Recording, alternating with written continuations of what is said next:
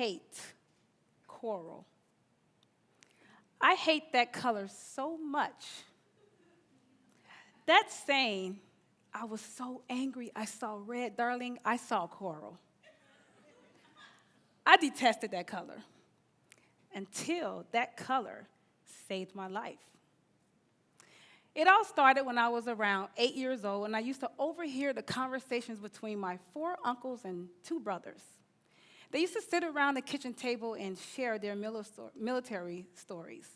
Now, my uncles were these hardcore Vietnam War, Korean War veterans. And when they used to bond with my brothers, for some reason, I felt left out. So one day, I overheard the mention of the word magazine. And I thought, finally, I can join in on this conversation. And I got to talking about Vogue and Jet. And my brother looked at me and he said, no, we're talking about the magazine you load your rounds in and you put inside your weapon. Then he further decided to insult me by saying, silly girls, you're always worried about hair and makeup. So, to show my brother up, I took his silly girl comment and I joined the military at the age of 18. Now, I don't know if it's because I'm a Gemini and I'm really 2 people, but I gave myself the options of joining the Army National Guard. I figured I can get the college life while simultaneously being a hardcore soldier. So on one hand, I'm strutting around campus, backpack, college paraphernalia, a member of a student modeling organization. I was a pretty snazzy dresser back then. But on the other hand, I'm hardcore. I'm crawling through dirt, 45-pound rucksack on my back, 8-pound M16 rifle in my arms. I'm hardcore. Suited up completely in camouflage, or BDUs or battle dress uniforms. I learned I'm empowered by choices.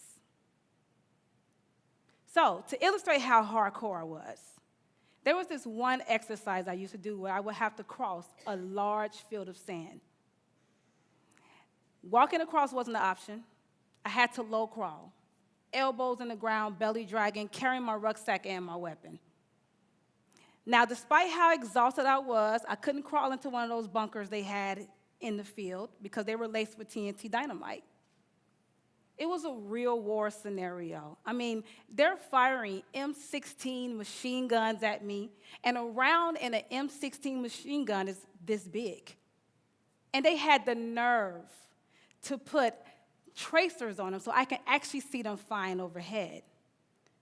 So I had someone shooting at me. The dynamite is blasting sand everywhere. I can't see anything. I can't hear anything. But I realized to overcome challenges, I have to set my sights on the end goal. In this case, the other side of that field was mine. So eventually, my military career had to come to an end. And I realized something about myself. I really loved that hardcore war, survival of the fittest work environment. So quite naturally, I joined the fashion industry. You know what they say, all is fair in love and fashion, right? So the highlight of that career was when I had a boutique in Chicago. I was a resident fashion stylist. I had an assistant. I had a circulating revolving door of interns. I styled anyone from radio personalities to reporters. I housed couture and ready-to-wear, and everything was fantastic. Then the economy decided to crash. And I had to face a major decision: fight for my business or completely shut down. I realized thinking creatively can get me out of jams. So I reconfigured my business model, partnered with a virtual office provider, and at a fraction of my overhead costs, I opened up 3 locations: DC, Chicago, LA. I hired 2 people to man the DC and Chicago locations, and I packed 1 suitcase and headed to LA. Following the advice that I've given to many of my traveling clients, I packed 1 swimsuit and 1 business suit, because you never know what you're going to get into. Now, my business suit was this beautiful, one-button, deep coral, feminine cut, black lapel blazer, pair of black slacks, and a pair of black sensible pumps. Connected with a friend of mine, she put me up, I paid her weekly, and I was fighting for my company. I was networking. But whatever I was doing just wasn't enough, and I had to shut down completely. Because I ran out of funds, I had to move into a friend's auto body shop. That auto body shop had a spider infestation. And anyone who knows me know I do not do spiders. I know I'm this hardcore girl crawling through the mud, getting fired out by M60 rounds this big, but darling, at the sight of a spider this big, I'm passing out. Business hours, 7:30 a.m. in the shop. And because I and my luggage slept in a waiting room, I had to get up every single day, get fully dressed, pretend I was a customer, so they wouldn't know that I was sleeping there. There were times when my friend's family would come by the shop and I was asked not to come home. So I would have to ride the Red Line train back and forth from Hollywood to downtown LA. I mean, seriously, what happened to my life? Reality set in, and I needed some money. It was difficult, admittedly, because I was an entrepreneur. I mean, do I even have a resume? And can I even successfully perform an interview? But I created that resume, got it into the hands of a particular organization, who in turn got into the hands of a particular company, and I was called in for an interview. Yes! Morning of, I'm excited. I popped up. I get dressed in that deep coral blazer, black slacks, black sensible pumps.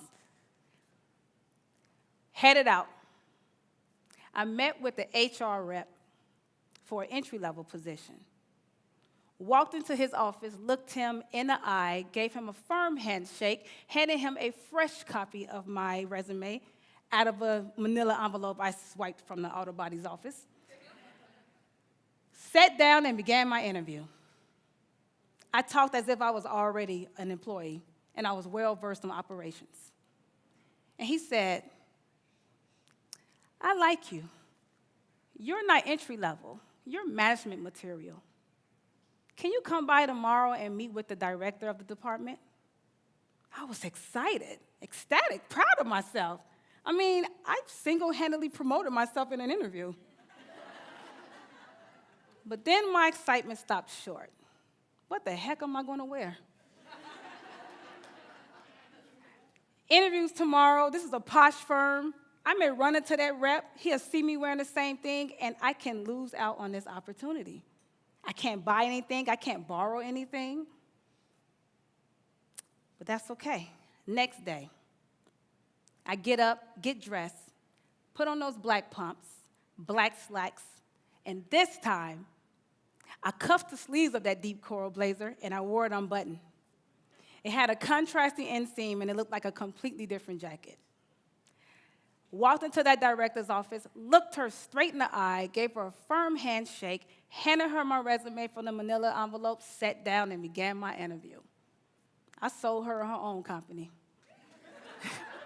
I talked about sales and profitability, and she looked at me and said, wow, I really enjoyed this chat. Can you come by tomorrow and meet with the director of sales? So that night, I had a tough time trying to fall asleep. I'm laying on that sofa, and I'm staring at that doggone blazer. It was no longer that fashion staple that I once admired. It was now a tangible representation that I was at a low point in my life. That doggone blazer mocked me. It said, you're homeless. You don't even have clothes on your back. That doggone blazer had the ability to rob me of this job and getting my life back. But next day rolls around. I get up, get dressed, put on those black pumps, black slacks, and this time I looped that blazer over one arm. Basically, to give the illusion, I am professionally dressed. It's just, it's too warm to wear a blazer. Yeah, that's it. And I walked into that director of sales office, looked him in the eye, gave him a firm handshake, gave him a business pitch of his life. He looked at me and said, I like you. Can you come by tomorrow and meet with the director of the VP of the Western region? Seriously? So my outside response was, absolutely, looking forward to sharing my ideals with the VP. But on the inside, I'm dousing that doggone blazer in fire, watching it burn and crying over the flames. Next day rolls around. I get up, I get dressed, put on those black pumps, but this time I put on that swimsuit. Kidding. I didn't. I put on those black slacks, but I wore the blazer just as interview day one. No fancy cuffing, wore a button. Then I get ready to get out the door, and I hear, rip! The zipper on my pants decided to give out. I didn't retreat. I walked into the office of that auto body shop, grabbed a stapler, and began my own little repair work. Headed to the interview, walked into that VP's office, looked him in the eye, gave him a firm handshake. I didn't hand him a resume, however, because I was fresh out. And at that point, that manila folder was part of my wardrobe to cover up the busted zipper. Sat down, gave him a business pitch, began my interview. He looked me in the eye, shook my hand again, and said, welcome to the team if you're still interested. Whew. So now, thank you. So later that day, I received my official offer letter. It included the benefits and the salaries and some of the perks we negotiated. Instead of employee relations representative, I was employee relations manager. Instead of making $30,000 a year, I was making $50,000 a year. Instead of a cubicle in Orange County, I was asked, Ms. Brooks, where would you like your office, in which they customized? So you see, in the midst of all of this, a light bulb went out. Instead of representing anxiety and defeat, that blazer was a uniform that I suited up in every day, just like a good old pair of BDUs. My battle dress uniform, my camouflage.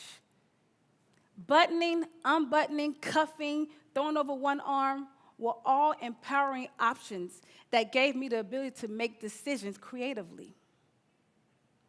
I overcame the challenges of spider infestations, riding a train all hours of the night, wardrobe malfunctions, and I set my sights on an end goal, which is to secure that job and get my life back. And get my life back, I did.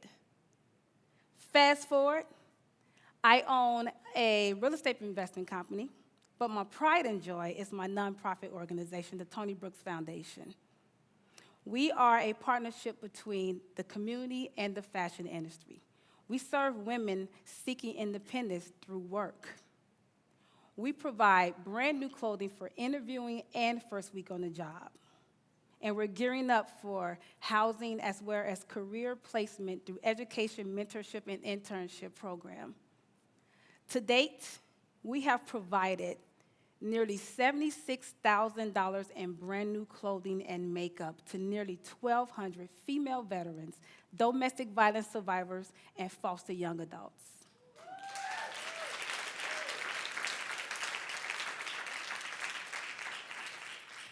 So you see, I help women get up and suit up so that they too can one day lead with intention.